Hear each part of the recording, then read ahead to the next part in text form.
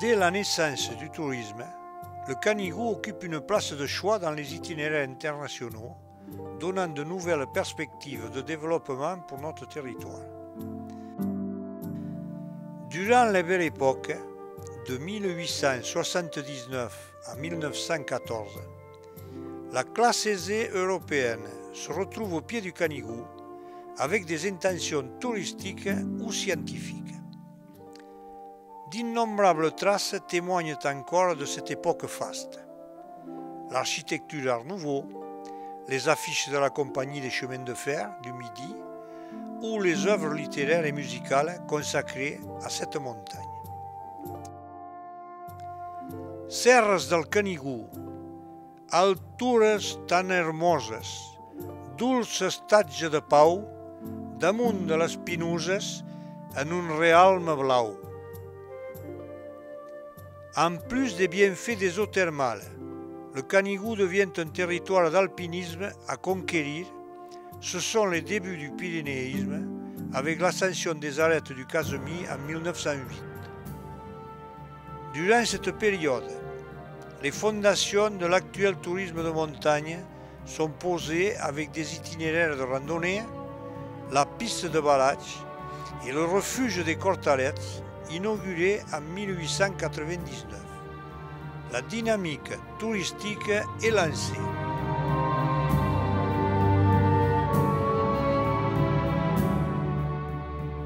Les deux guerres mondiales briseront cet élan et de nombreux projets comme celui du train à crémaillère ne verront jamais le jour. L'exploitation des mines de fer, qui a marqué la vie du massif pendant plus de 20 siècles, s'essouffle, confronté à une rude concurrence. Les terribles inondations de l'Aiguat de 1940 finissent de mettre le massif à terre. Une nouvelle époque s'ouvre, l'après-guerre. La déprise agricole et la quasi-disparition de l'exploitation minière laissent place au tourisme qui devient alors l'unique axe de développement. En 1951, le pic est classé pour la première fois sur 443 hectares. Des projets ambitieux fleurissent ici et là. Un téléphérique qui relierait le Piémont au massif, un réseau de pistes pour permettre la circulation automobile. En 1974, c'est même une piste reliant deux vallées qui est inaugurée.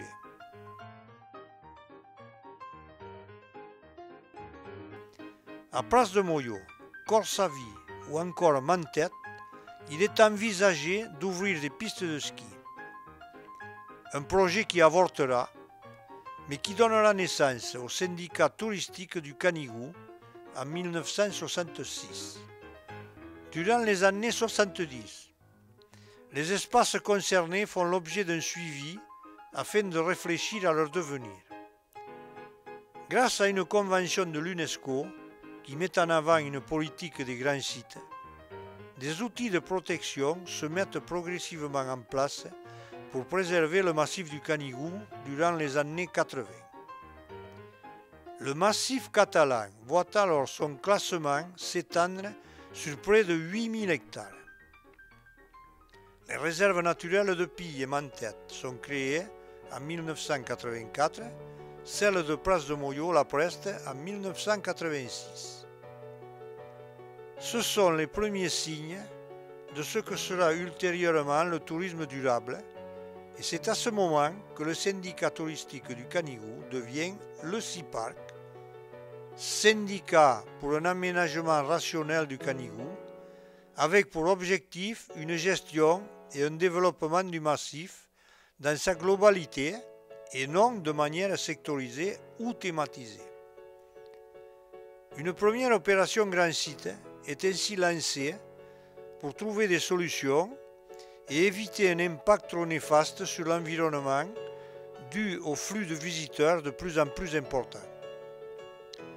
Dans le cadre d'une convention signée entre l'État et les collectivités territoriales, un plan de circulation est établi sur l'ensemble du massif afin de coordonner et sécuriser les accès aux sites classés.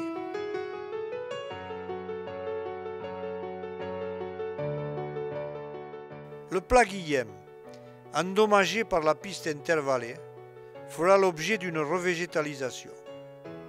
C'est le syndicat mixte, créé en 2002, qui en a la charge, associant le département des Pyrénées-Orientales, l'ONF, ainsi que les communes du territoire. Une seconde opération Grand Site est signée en 2006, toujours pour 5 ans. Elle permet de retrouver un fonctionnement pérenne du site classé au regard de ses rôles environnemental et récréatifs. Le stationnement des véhicules est abaissé de quelques centaines de mètres en aval des refuges.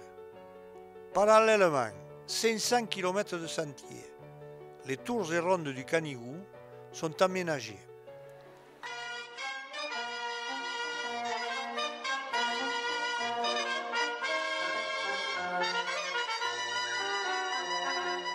Les manifestations traditionnelles, telles que la Trouvade du Canigou et la régénération de la flamme pour les feux de la San Juan, ont bénéficié jusqu'en 2022 d'un encadrement et d'un investissement de la part du syndicat mixte.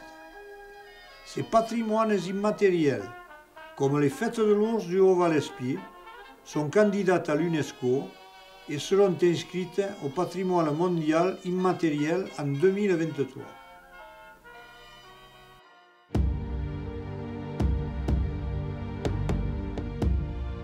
En 2008, une nouvelle épreuve se présente, l'implantation d'une ligne électrique très haute tension, dont l'une des options est de traverser le massif du Canigou. La société civile se mobilisera dans la rue, mais aussi en montagne, et les élus du syndicat prendront solennellement un serment contre ce tracé. Une autre implantation sera finalement choisie et la ligne sera enfouie.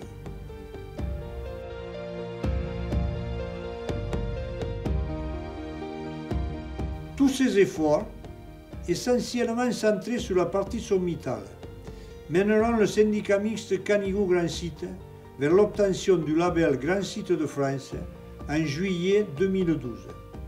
Cette reconnaissance permet au territoire d'envisager un positionnement touristique plus durable, reposant sur les valeurs communes de préservation, de partage et d'accueil de qualité.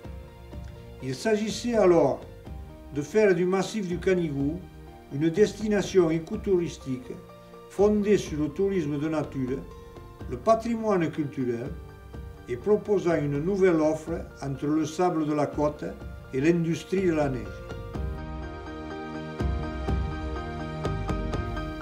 Renouvelé en 2018, le projet permet de nouvelles avancées avec notamment l'organisation du plan de circulation des véhicules sur le massif, mais aussi des projets de valorisation des différents balcons.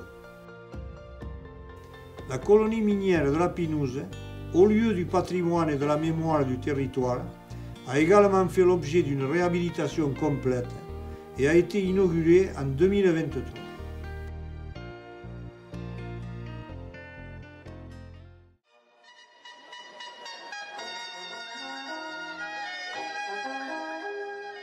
L'organisation de la découverte du territoire par les mobilités douces et la poursuite des actions de préservation de la biodiversité et des paysages, notamment par l'animation de 5 sites Natura 2000, permettent de projeter le massif dans les enjeux territoriaux de demain.